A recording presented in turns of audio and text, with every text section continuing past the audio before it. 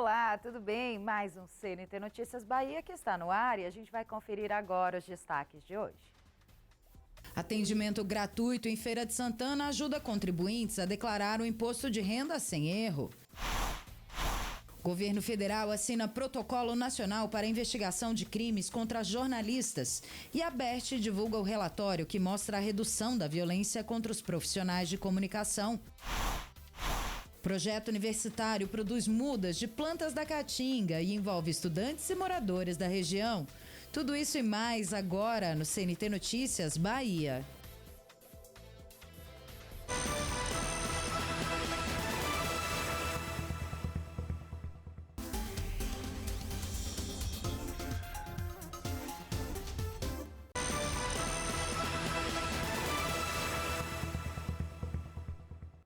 Quem ainda não declarou o imposto de renda pode contar com uma ajuda gratuita em Feira de Santana.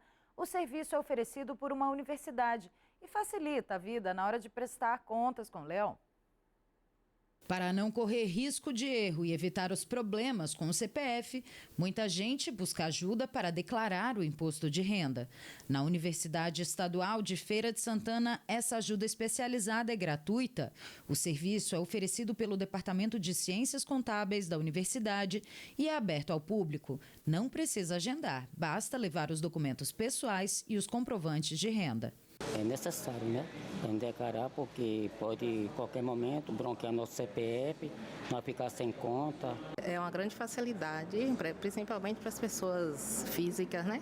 Que têm uma certa dificuldade, tanto em fazer sozinha, quanto em ter que gastar, economiza, né? Um dinheiro, né? Que tem que pagar o contador para poder fazer essa declaração. O projeto faz parte de um núcleo de apoio contábil e fiscal, ligado a uma iniciativa da Receita Federal em parceria com instituições de ensino superior.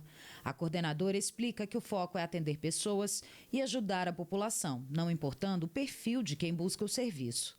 O foco mesmo é atender o hipossuficiente, né? Ou seja, aquela pessoa que muitas vezes são pessoas que têm um grau de instrução elevado. A gente atende aqui pessoas de analfabetos até pessoas com mestrado, doutorado. Além de ajudar na época da declaração do imposto de renda, o atendimento também orienta sobre educação fiscal, como as despesas que podem ser deduzidas, os rendimentos tributáveis e até ajuda a entender se o contribuinte vai receber restituição ou pagar imposto. O Núcleo de Apoio Contábil e Fiscal é uma iniciativa da Receita Federal do Brasil e por meio da assinatura de acordos de cooperação técnica assinados com instituições de ensino superior, viabiliza serviços de natureza contábil e fiscal. A declaração de imposto de renda é apenas um desses serviços. Para a comunidade, o nosso objetivo maior, o objetivo macro, é a promoção da educação fiscal. Quais são as despesas dedutíveis, quais são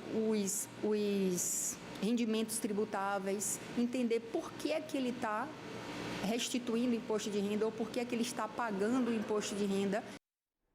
Várias universidades oferecem esse serviço em todo o Brasil. Se você quiser a ajuda de um núcleo de apoio contábil e fiscal, entre em contato com a universidade mais próxima e pergunte se o serviço está disponível. Depois do intervalo, você vai ver o protocolo nacional para a investigação de crimes contra jornalistas.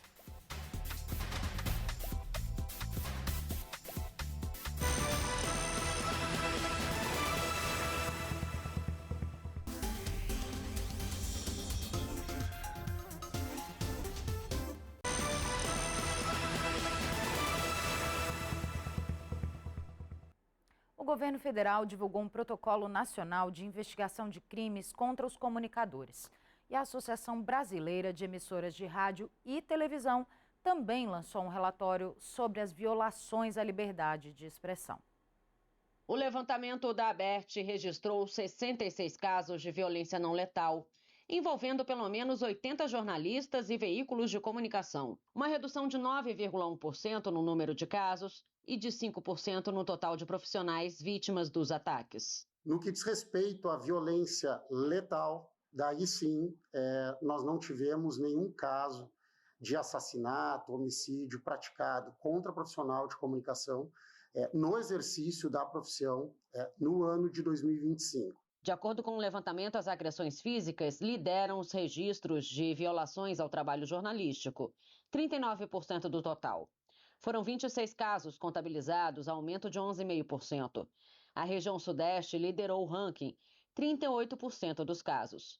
Os políticos ocupantes de cargos públicos foram os principais autores das agressões, seguidos de torcedores ou integrantes de times de futebol. As intimidações estão na sequência com 10 registros, aumento de 40% na comparação a 2024.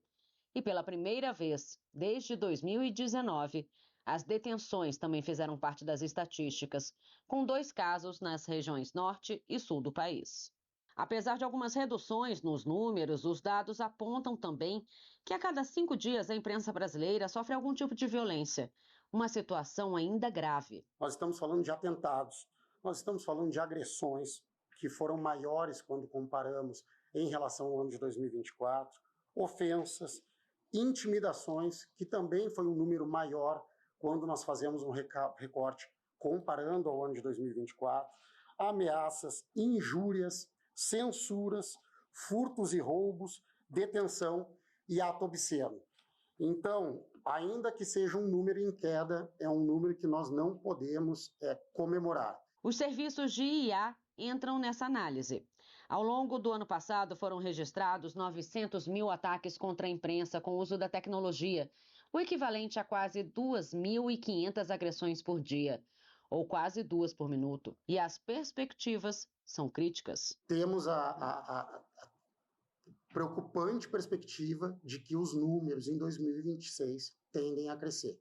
Não só, obviamente, pela polarização política que se apresenta, mas também por sabermos que em ano eleitoral nós temos um aumento desse nível de ataques à imprensa, por justamente nós percebermos essa falta de percepção do verdadeiro trabalho e da missão dos jornalistas de informar a sociedade. Pensando nesses números, foi assinado em Brasília o protocolo que cria um padrão nacional de atuação para o Sistema Único de Segurança Pública, com foco na prevenção, apuração e responsabilização de crimes praticados na atividade jornalística. Nenhuma norma apaga a violência sofrida, mas o Estado tem um dever de fazer com que sua resposta esteja à altura dessa dor, sem banalizá-la.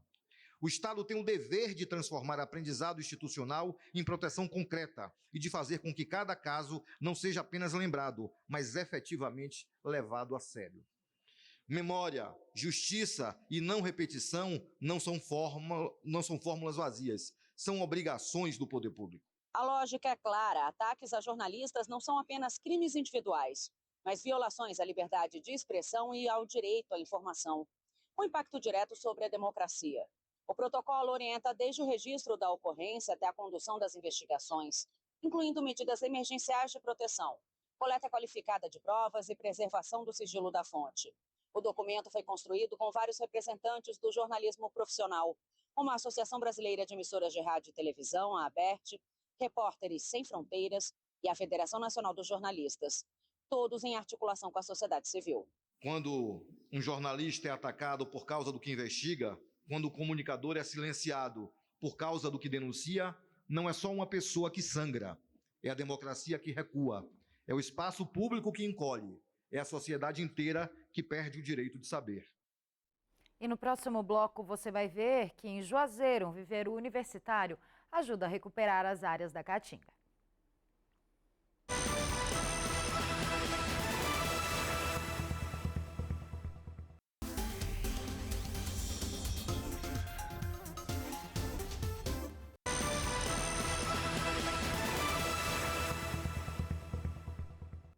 Em Juazeiro, no norte da Bahia, um projeto da Universidade do Estado da Bahia ajuda a preservar a Caatinga com a produção das mudas de plantas nativas. Único bioma totalmente brasileiro, a Caatinga reúne espécies que não existem em nenhum outro lugar do mundo. Preservar essa diversidade é um desafio e também uma missão para quem estuda o meio ambiente. Em Juazeiro, no norte da Bahia, um viveiro mantido pela Universidade do Estado da Bahia produz mudas de plantas nativas e ajuda a recuperar as áreas degradadas. Estudantes participam do projeto, ajudando na produção das mudas e também nas ações de conscientização ambiental. No momento, nós temos em torno de 14 alunos envolvidos, entre bolsistas e voluntários. Então, as ações estão devidas com a educação ambiental, falando da importância dessas plantas que são propagadas aqui no viveiro para essa questão da recomposição da mata da Caatinga. No viveiro são cultivadas mais de 10 espécies endêmicas da região, como a macumbira e o buquê de noiva. As mudas são doadas a produtores rurais e também para a Prefeitura de Juazeiro, para ajudar na arborização da cidade e na recuperação das áreas degradadas. Para os estudantes, o projeto também funciona como um laboratório prático logo no início da formação. Para a gente é um aprendizado muito importante, porque a gente está começando agora, né, no curso, aí já vai tendo uma experiência na área. A preocupação com o meio ambiente começa ainda na preparação do solo. No próprio viveiro, os alunos produzem o adubo usado no cultivo das plantas, em um processo de compostagem. Temos alguns compostos que são utilizados aqui, que no caso vai chegar o esterco, que a gente vai fazer o curtimento e também o preparo para fazer o composto, que no caso a gente vai utilizar algumas folhagens, a gente vai incorporar essas folhas no esterco e vai fazer o revolvimento desse esterco até que ele fique preparado para fazer esse composto. Além da produção de mudas, o projeto também leva a educação ambiental para a comunidade. A equipe realiza oficinas, palestras e visitas técnicas em escolas da cidade, aproximando o conhecimento acadêmico da realidade da população. O objetivo é estimular a preservação da Caatinga e incentivar a recuperação de áreas degradadas. Essas mudas, o objetivo principal delas é realmente fazer o processo de recomposição e arborização dessas áreas da Caatinga, principalmente áreas degradadas. As mudas produzidas no viveiro também podem ser solicitadas gratuitamente pela população pelo Instagram do projeto, @viveiropnc. Pequenas mudas que hoje nascem no viveiro e amanhã ajudam a manter viva a Caatinga brasileira.